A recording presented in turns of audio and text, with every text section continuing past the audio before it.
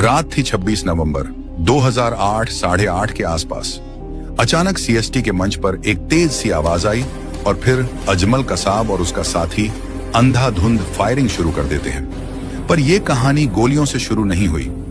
ये कहानी शुरू हुई 7 साल पहले एक स्कूल की क्लासरूम से, जब दो लड़के बने दोस्त। एक डॉक्टर बनने चला गया, दूसरा दुनिया का सबसे खतरनाक आतंकवादी बन गया। एक का दिमाग, दूसरे का हाथ। इन दोनों ने मिलकर वो हमला प्लान किया जिसने मुंबई को 60 घंटे तक नर्क बना दिया। लेकिन ये बात कम लोग जानते हैं कि इस हमले की तैयारी 7 साल पहले शुरू हुई थी। एक आदमी अमेरिकी पासपोर्ट लेकर मुस्कुराते हुए कैमरा घुमाता रहा और हमले के हर रास्ते, हर दरवाजे, हर छत, हर खिड़की, सबका नक्शा पाकिस्तान भेजता रहा। और दूसरी तरफ पाकिस्तान के कैंप में 10 लड़कों को सिखाया जा रहा था कैसे एक शहर को 60 घंटे तक बंदूक की नोक पर रखा जाता है। 4 दिन समुद्र में, एक फिशिंग बोट हाईजैक और मुंबई के तट पर 26 नवंबर की रात ये 10 साए उतर गए। इनमें से सिर्फ एक जिंदा बचा और उसकी जुबान ने पूरी दुनिया को हिला दिया। कौन था वो? कैसे ट्रेनिंग हुई? अटैक की प्लानिंग कहां हुई? और डेविड हेडली ने भारत को कितनी देर तक धोखा दिया? आज आप 26 नवंबर की वो कहानी देखेंगे जो किताबों में नहीं बल्कि खून, आग, धुआं और धोखे में लिखी गई थी। साल था 1971। पाकिस्तान के शहर हसन अब्दाल में एक छोटा सा मिलिट्री कॉलेज था, कैडेट कॉलेज हसन अब्दाल। वहीं पढ़ते थे 2 लड़के, तहव्वुर हुसैन राणा और दाऊद सैयद गिलानी। दोनों में बहुत गहरी दोस्ती थी। दोनों का सपना था कि देश की सेना में जाकर कुछ बहुत बड़ा करें।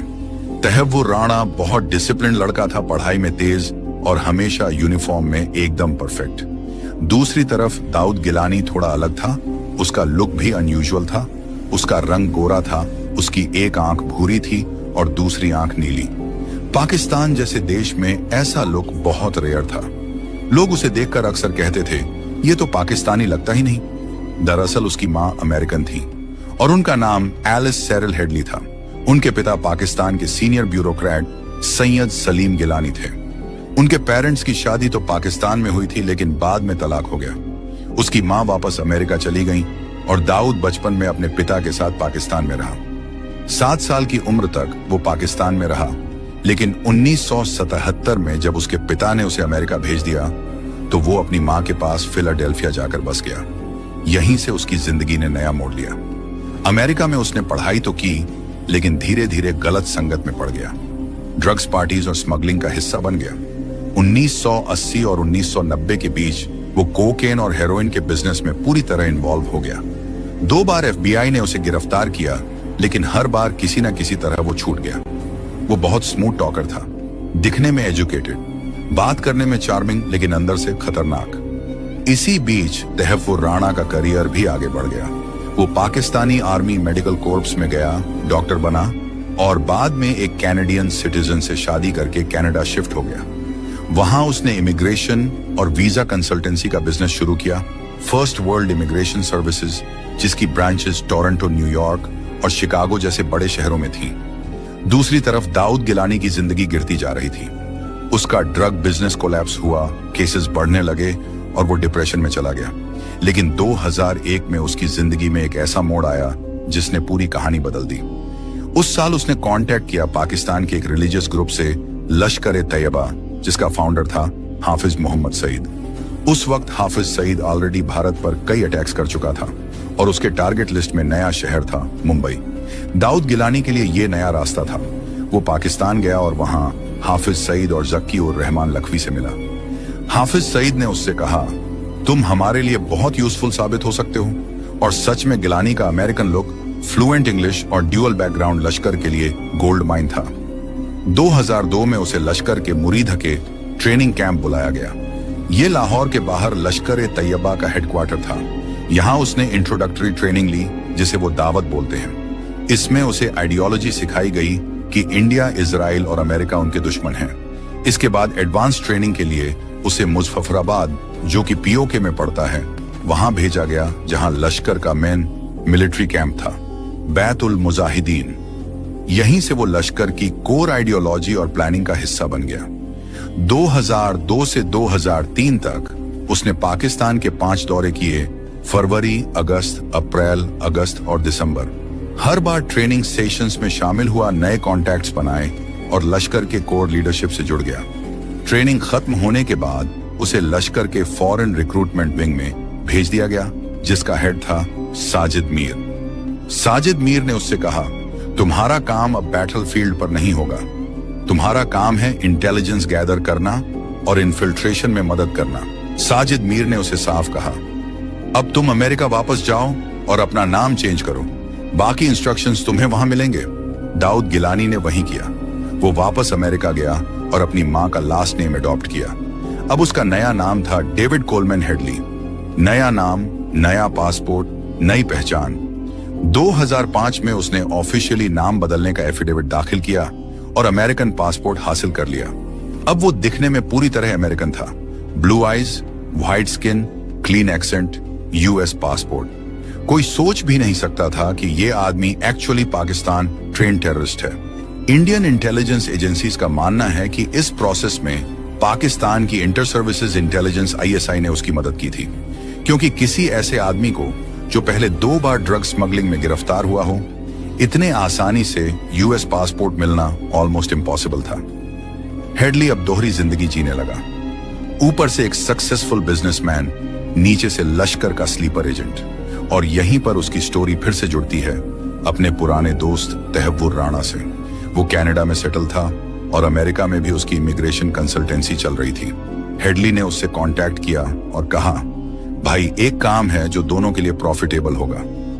लश्कर की तरफ से उसे एक प्लान मिला था, इंडिया में बेस एस्टैब्लिश करो। हेडली ने राणा से कहा, हम अपनी कंपनी की ब्रांच मुंबई में खोलते हैं, लेजिटिमेट बिजनेस भी चलेगा और ट्रैवल करने का रीजन भी रहेगा। राणा को आइडिया पसंद आया। उसने कहा, श्योर, बिजनेस एक्सपैंड करते हैं इंडिया में भी। बस यहीं से शुरू हुआ एक ऐसा नेटवर्क जो आने वाले 3 सालों में दुनिया के सबसे बड़े टेररिस्ट अटैक की बैकबोन बनने वाला था। डेविड हेडली का नया लाइफस्टाइल अब बिल्कुल बदल चुका था। ऊपर से वो एक लेजिटिमेट बिजनेसमैन की तरह दिखता, corporate meetings, immigration, consultancy, client calls. नीचे से वही लश्कर का एजेंट था जो अपने पुराने हैंडलर्स से लगातार कांटेक्ट में रहता था। उसने मुंबई जाने का पहला बहाना वीजा और बिजनेस मीटिंग बताया। जुलाई 2006 में जब वो पहली बार इंडिया पहुंचा तो उसने बस होटल्स, कैफेज और कुछ पब्लिक प्लेसेस की देख रेख की। यहाँ कैसा क्राउड रहता है, किस टाइम पर जगह क्राउडेड होती है, कहाँ कैमरे लगे हैं, किस एंट्री से लोग आते जाते हैं, ऐसी बातें उसने नोट की। वो ओपन टूरिस्ट की तरह रिकॉर्डिंग करता, कैमरा और वीडियो लेता, जीपीएस कोऑर्डिनेट्स का यूज करता। बातों का ये सिलसिला अब लश्कर के लिए इंटेलिजेंस बनता जा रहा था। तहव्वुर राणा, जो अब कनाडा में सेटल्ड था और जिसकी इमिग्रेशन कंपनी की वजह से उसे इंडिया आने जाने के लेजिटिमेट रीजंस भी मिल जाते थे, उसने भी हेडली की मदद की। दोनों ने डिसाइड किया कि मुंबई में एक ऑफिस खोलना सबसे अच्छा कवर होगा, एक ऐसा कवर जो बार बार इंडिया आने का कारण दे और साथ में लोकल लॉजिस्टिक्स को आसान बनाए। इधर पाकिस्तान में लश्कर-ए-तैयबा ने अपनी रिक्रूटमेंट और ट्रेनिंग पूरी तीव्रता से शुरू कर रखी थी। उस वक्त के रिकॉर्ड्स और बाद के इंटरोगेशंस में जो सच सामने आया, उससे पता चला कि लश्कर ने उन लड़कों की स्क्रीनिंग बड़े पैमाने पर की। गरीबी, बेरोजगारी, पारिवारिक सूना होना और अक्सर छोटी सी क्रिमिनल हिस्ट्री, ऐसे युवाओं को चुनना आसान था। कुल मिलाकर 27 से ज्यादा नाम सामने आए, लेकिन आखिर में उन तमाम नामों में से सिर्फ 10 लड़के फाइनल हुए, वो 10 जिनको समुद्री रूट से भेजा गया। उनमें से एक का नाम अजमल आमिर कसाब था। कसाब था तो एक आम सा बच्चा, ओकारा जिला पंजाब का रहने वाला, लेकिन जिन कारणों से लश्कर ने उसे चुना, उन सभी कारणों ने उसे बड़े साजिश में ढकेल दिया। लश्कर का ट्रेनिंग प्रोग्राम 4 मेन चरणों में डिवाइड था। पहला था द्वारा ए सफा, दूसरा द्वारा ए अम्मा, तीसरा द्वारा ए खासा और चौथा द्वारा ए रिबात। पहले 2 चरणों में रिलीजियस इंडॉक्ट्रिनेशन और बेसिक मिलिट्री स्किल्स दी जाती थी। तीसरे में advanced gorilla fighting, explosives, close quarters battle जैसी ट्रेनिंग थी, जिसे पूरा करना आसान नहीं था। चौथे में इंटेलिजेंस और एस्केप इवेड के टेक्निकल्स सिखाए जाते थे। इन सभी चरणों में जो सर्वाइवर्स रहे, वही आगे की प्लानिंग के लिए चुने गए। ट्रेनिंग इतनी कड़ी थी कि कई लोग बीच रास्ते में ही निकल गए। इमोशनल स्ट्रेस, फिजिकल टॉर्चर और कठिन दिनचर्या ने बहुतों को तोड़ दिया। प्रशिक्षण के इंस्ट्रक्टर्स में कुछ ऐसे लोग थे जिनके नाम बाद की जांच में बार बार आए, हाफिज सईद, ज़कियुर रहमान लखवी और कुछ कमांडर्स। ट्रेनिंग में उनको यह सिखाया गया कि कैसे एक बड़े शहर में घुसकर मैक्सिमम डैमेज करना है, कैसे किसी भी भीड़ में ब्लेंड कर लेना है, और सबसे अहम बात, अगर कुछ गलत हो जाए तो किस तरह बच निकलना है। इन सब बातों का फाइनल आउटपुट यही था कि एक बड़ा कोऑर्डिनेट मल्टी साइट अटैक को अंजाम दिया जाए। अजमल कसाब और बाकी 9 लड़कों का सिलेक्शन होने के बाद उन्हें पाकिस्तान से कराची तक सीक्रेट ट्रेन से लाया गया। कराची के निकट अजीजाबाद इलाके में उन्हें कुछ हफ्तों तक रखा गया और वहां से उनकी समुद्री ट्रेनिंग शुरू हुई। इस समुद्री ट्रेनिंग में उन्हें सिखाया गया कि छोटी नाव से कैसे ऑपरेट करना है, कैसे मछलियों की तरह नाव चलानी है, कैसे कोस्ट लाइन पढ़नी है, यानी बेसिक सीमैनशिप। साथ ही उन्हें वीडियो दिखाकर उन इंडियन जगहों के विस्तृत शॉट्स और एंट्री एग्जिट पॉइंट्स बताए गए जो बाद में टारगेट्स बनेंगे। इन टेप्स और फोटोज को लश्कर के सेंट्रल प्लानिंग सेल ने कैटेगोराइज किया कि कौन सी टीम किस टारगेट पर जाएगी, किस रूट से जाना है, किस तरह की डिस्गाइजेस लेनी है। लश्कर ने 5 टीम्स बनाई। हर टीम में 2-2 लोग थे। दोनों का जोड़ा बड़ी सिस्टम के हिसाब से रखा गया ताकि एक पार्टनर मारा जाए तो दूसरा कुछ कर सके। अजमल इस्माइल की जोड़ी इनमें से एक थी। उन 10 फाइनल कैंडिडेट्स में से एक को टीम का लीडर भी चुना गया, जिसे कहा गया कि वह ओवरऑल कोऑर्डिनेशन देखेगा। फाइनल लिस्ट में इन 10 लड़कों के रियल एड्रेसेस, फैमिली रिकॉर्ड्स और छोटे छोटे क्रिमिनल मामलों को स्क्रब करके उन पर ध्यान दिया गया ताकि कोई ऑब्वियस सरकारी बैकग्राउंड चेक में फेल ना हो। नवंबर का महीना आता है और लश्कर लीडरशिप हमले की तारीख तय करने लगती है। शुरू में कुछ तारीखें फिक्स हुई, लेकिन इंटेलिजेंस लीक्स और इंटरनल सिक्योरिटी कंसर्न्स के चलते कुछ तारीखें बदलती रहीं। वर्ष 2008 के सितंबर-अक्टूबर में कुछ प्लान डेट्स पर रोक लगाई गई क्योंकि इंडियन रॉ को कुछ इंटेलिजेंस मिली और सिक्योरिटी एजेंसीज अलर्ट हो गईं। लेकिन लश्कर ने पीछे नहीं हटा। जनवरी से नवंबर के बीच उनकी मीटिंग्स और रिहर्सल्स जारी रहीं। अंततः डिसीजन हुआ कि लेट नवंबर का महीना ठीक रहेगा क्योंकि उस समय कम विजिबिलिटी और कई लॉजिस्टिक एडवांटेजेस थे। दोनों तरफ भारत में कुछ एजेंसीज को इन संकेतों का पता चला तो लश्कर ने डेट बदलवा दी। पर जब लश्कर ने आखिरकार तय किया कि अब आखिरी प्लान कर दिया जाए तो उन्होंने सारे रिसोर्सेज जुटा लिए। Fake IDs, Indian clothes, local SIM cards, cash bundles, GPS sets, satellite phones और स्मॉल वेपन्स। ये सारी चीजें पाकिस्तान के अंदर निहित नेटवर्क्स के जरिए इकट्ठा करके कराची के आसपास भेज दी गईं। 21 नवंबर को एक आखिरी ब्रीफिंग हुई। वहां ज़कियुर रहमान लखवी और कुछ बड़े लोग मौजूद थे। उन्होंने लड़कों को फाइनल इंस्ट्रक्शंस दी, अगर किसी ने देखा तो क्या कहना है, किस तरह बिहेव करना है, और सबसे डरावनी बात, जब भी बड़ी क्राउड दिखे तो किसी भी रिलीजियस आइडेंटिटी के बारे में मत सोचना, सभी पर फायर करना। उन्होंने कहा कि अगर एनकाउंटर में कोई फॉरेनर मिले तो उन्हें स्पेशल टारगेट समझो। ये लाइंस बाद में कसाब के बयान में आई और ये दिखा देती हैं कि उनका मकसद सिर्फ इमारतें तबाह करना नहीं था। उनका लक्ष्य था मैक्सिमम सिविलियन कैजुअल्टीज और इंटरनेशनल हेडलाइंस बनाना। 22 नवंबर की सुबह लड़कों को कराची से समुद्र के रास्ते भेजा गया। उन्हें एक छोटी नाव से ट्रांसफर किया गया, फिर बड़ी नाव अल हुसैनी पर चढ़ाया गया। समुद्र में 2-3 दिन की स्ट्रेटेजी के बाद 23 नवंबर के दोपहर को उन्होंने एक छोटी इंडियन फिशिंग बोट कुबेर को हाईजैक कर लिया। उस नाव पर जो मछुआरे थे उन्हें मार दिया गया और एक नाविक अमरचंद को बंधक बनाया गया ताकि वो रास्ता दिखाता रहे। यह घटना बाद में बहुत बड़ा टर्निंग पॉइंट साबित हुई। समुद्री यात्रा का आखिरी पार्ट बेहद रिस्की था। आखिरकार कोस्ट गार्ड, नेवी और अदर मैरीटाइम सिक्योरिटी का सामना करना पड़ता है। बावजूद इसके उन्होंने प्लान एग्जीक्यूट किया और 26 नवंबर की रात को मुंबई को तट के पास पहुंच गए। बदवार क्षेत्र पर उतरने के बाद उन्होंने 5 टीम्स में डिवाइड होकर टैक्सी लेकर अपने टारगेट्स की ओर जाना शुरू किया। उन टारगेट्स में प्रमुख थे Chhatrapati Shivaji terminal CST, Leopold cafe, Taj Mahal hotel, Oberoi Trident hotel और नरीमन हाउस। शाम के 8 बजे के आसपास ये घातक जोड़ियां अपने अपने जगहों पर पहुंची और हमला शुरू हुआ। रात के 8:30 बजे थे। मुंबई की सड़कों पर रोज की तरह हलचल थी। मरीन ड्राइव पर लोग टहल रहे थे, कोलाबा के कैफेज और होटल्स में गाने बज रहे थे और सीएसटी पर लोग ट्रेन पकड़ने की जल्दी में दौड़ रहे थे। किसी को यह अंदाजा भी नहीं था कि आने वाले कुछ मिनटों में यह शहर जो कभी सोता नहीं था वो आज डर से पत्थर बन जाएगा। बदवार पार्क के पास एक छोटी स्पीड बोट किनारे लगी। 10 लड़के पिछले 4 दिन से समुद्र में सफर कर रहे थे। वो धीरे धीरे किनारे पर उतरे। उनके हाथों में AK-47 राइफल्स, बैग में ग्रेनेड्स और जेब में नकली ID कार्ड थे। हर एक ने इंडियन कपड़े पहने थे और कलाई में कलावा बांधा हुआ था ताकि कोई शक न करे।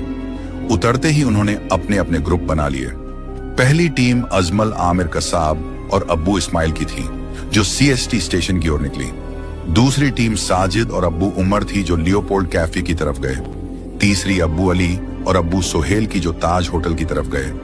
चौथी अब्बू ओवैस और अब्बू अक्सा की थी जो ओबेरॉय ट्राइडेंट होटल की ओर गए। पांचवी अब्बू उमर और अब्बू अक्षा की थी जो नरीमन हाउस की तरफ गए जो एक यहूदी सांस्कृतिक केंद्र था। टैक्सियां पकड़ी गईं और सब अपने टारगेट्स की तरफ बढ़ गए। हर टीम के पास एक GPS डिवाइस था जो उन्हें पहले से रिकॉर्डेड कोऑर्डिनेट्स दिखा रहा था। ये कोऑर्डिनेट्स वही थे जो अमेरिका में बैठा डेविड हेडली मंथ्स पहले भेज चुका था। रात के लगभग 9:20 पर CST स्टेशन की फर्श पर पहली गोली गूंजी। अजमल और इस्माइल ने अपनी AK-47 उठाई और भीड़ पर अंधाधुंध फायरिंग शुरू कर दी। हर तरफ अफरा तफरी मच गई। लोग ट्रेनों के पीछे छिपने लगे, बच्चे और महिलाएं रोने लगीं और प्लेटफॉर्म पर लाशें गिरती चली गईं। मुंबई पुलिस की शुरुआती टीम तुरंत पहुंची, लेकिन उन्हें नहीं पता था कि सामने दुश्मन ऑटोमेटिक राइफल्स और ग्रेनेड्स से लैस हैं। सिर्फ कुछ ही मिनटों में CST स्टेशन खून के तालाब में बदल गया। उस हमले में 150 से ज्यादा लोग मारे गए और कई दर्जन घायल हुए। कसाब और इस्माइल स्टेशन से निकलकर बाहर आए और एक कार हाईजैक करके कामा हॉस्पिटल की तरफ भागे। वहीं पुलिस ने उन्हें घेर लिया और शुरू हुआ एनकाउंटर। इस एनकाउंटर में मुंबई पुलिस के 3 सबसे बहादुर अफसर शहीद हुए। हेमंत करकरे जो ATS चीफ थे, विजय सालस्कर जो एनकाउंटर स्पेशलिस्ट थे और अशोक कामटे जो एडिशनल कमिश्नर थे। तीनों ने बुलेट प्रूफ जैकेट्स पहनी, अपनी गाड़ियों में चढ़े और आतंकियों को रोकने निकले। लेकिन इस्माइल ने AK-47 उनकी गाड़ी पर फायर किया और तीनों ऑफिसर्स मौके पर गिर पड़े। इस्माइल और कसाब वहां से भागे और एक और टैक्सी हाईजैक कर ली। लेकिन पुलिस ने गिरगांव चौपाटी पर नाकाबंदी कर दी। यहां करीब आधे घंटे की गनफाइट चली। इस्माइल मारा गया और कसाब घायल हो गया। पुलिस ने उसे पकड़ लिया, उसकी राइफल छीनी और पहली बार किसी आतंकवादी को जिंदा पकड़ा गया। यही वो पल था जिसने पूरी कॉन्स्पिरेसी का दरवाजा खोल दिया। इधर बाकी 4 टीमों ने भी हमला शुरू कर दिया था। लियोपोल्ड कैफे में गोलीबारी हुई, कई फॉरेन नागरिक मारे गए। कैफे की दीवारों पर गोलियों के निशान आज भी हैं। ये हमले की खामोश गवाही देते हैं। ताज होटल जो मुंबई का गर्व था, वहां का मंजर सबसे डरावना था। 2 आतंकियों ने ग्रेनेड से विस्फोट किया, कई मंजिलों में आग लग गई और सैकड़ों लोग अंदर फंस गए। होटल के अंदर जो बंधक स्थिति बनी वो अगले 60 घंटे तक चली। ओबेरॉय होटल पर भी ऐसा ही हुआ। आतंकियों ने पहले रेस्तरां पर फायरिंग की, फिर लोगों को ऊपर के फ्लोर्स में ले जाकर बंधक बना लिया। नरीमन हाउस यहूदी परिवारों का धार्मिक केंद्र है। वहां आतंकियों ने पूरी इमारत कब्जे में ले ली। कई लोग छत से कूद गए, कई फंस गए। रात होते होते पूरा मुंबई युद्ध का मैदान बन गया। फायर ब्रिगेड, पुलिस कमांडोज सब अलग अलग जगहों पर फंसे लोगों को निकालने की कोशिश कर रहे थे। लेकिन सबसे बड़ी चुनौती थी कि आतंकवादी पूरी तरह ट्रेंड थे और हर जगह टैक्टिकल एडवांटेज में थे। इसी बीच दिल्ली में नेशनल सिक्योरिटी गार्ड NSG को एक्टिवेट किया गया। Special operation unit black tornado तैयार हुई और NSG कमांडोज को एयरलिफ्ट करके मुंबई भेजा गया। लेकिन उनका विमान उस वक्त चंडीगढ़ में था। लॉजिस्टिक्स में देरी हुई। रात भर मुंबई 2 के लोग डर में थे और कमांडोज सुबह तक पहुंचे। जब NSG मुंबई पहुंची तो सबसे पहले 3 जगहों को टारगेट किया: ताज होटल, ओबेरॉय होटल और नरीमन हाउस। NSG ने पूरे इलाके को कॉर्डन किया, थर्मल इमेजिंग की और नाइट विजन डिवाइसेस का इस्तेमाल किया। कमरे दर कमरे कॉम्बिंग शुरू हुई। ताज होटल के अंदर स्मोक, आग और डार्कनेस सब कुछ था। कमांडोज को कुछ भी साफ नहीं दिख रहा था। हर कदम पर डर था कि किसी कमरे के पीछे आतंकवादी छिपा ना हो। कमांडोज धीरे धीरे आगे बढ़े और हर एक मंजिल से हॉस्टेजेस को निकालते गए। कई फ्लोर्स पर बॉडीज मिली, फॉरेन नागरिकों की, होटल स्टाफ की, सिक्योरिटी पर्सनल की। ताज होटल की आइकॉनिक डोम पर आग लग चुकी थी। वो दृश्य आज भी किसी नाइटमेयर से कम नहीं था। एनएसजी के ऑपरेशन में एक नाम हमेशा याद रखा जाएगा, मेजर संदीप उन्नीकृष्णन। उन्होंने अपनी टीम को पीछे रहने को कहा और खुद आतंकियों के सामने गए ताकि साथियों की जान बचाई जा सके। उनकी आखिरी आवाज रेडियो पर गूंजी थी, don't come up, I will handle them. और उसके कुछ मिनट बाद वो गोली से शहीद हो गए। ब्लैक टॉर्नेडो ऑपरेशन कुल 60 घंटे चला। 28 नवंबर तक ओबेरॉय होटल में आतंकियों का सफाया हो गया। 29 नवंबर को ताज से और नरीमन हाउस भी क्लियर कर दिए गए। आखिरकार मुंबई ने राहत की सांस ली, लेकिन उसकी कीमत बहुत भारी थी। 166 लोग मारे गए, 300 से ज्यादा घायल हुए। मरने वालों में बच्चे, महिलाएं, पुलिस वाले, फॉरेन नागरिक सब शामिल थे। भारत पर यह अब तक का सबसे कोऑर्डिनेट और डेवास्टेटिंग टेररिस्ट अटैक था। अब जब धुआं छंट गया, तब असली काम शुरू हुआ, इन्वेस्टिगेशन का। पकड़े गए आतंकवादी अजमल कसाब से पूछताछ शुरू हुई। उसने बताया कि वो पाकिस्तान के पंजाब प्रांत के फरीदकोट गांव का रहने वाला है। उसने अपने ट्रेनिंग कैंप्स, इंस्ट्रक्टर्स और रूट्स का डिटेल बताया। उसके बयान से साफ हो गया कि ये कोई लोकल गैंग नहीं था, बल्कि स्टेट स्पॉन्सर्ड ऑपरेशन था, जिसके पीछे लश्कर ए तैयबा और आईएसआई दोनों थे। साथ ही जो जीपीएस डिवाइसेस, सैटेलाइट फोन्स और फेक आईडीज बरामद हुए, उनके डेटा से पाकिस्तान कनेक्शन कंफर्म हो गया।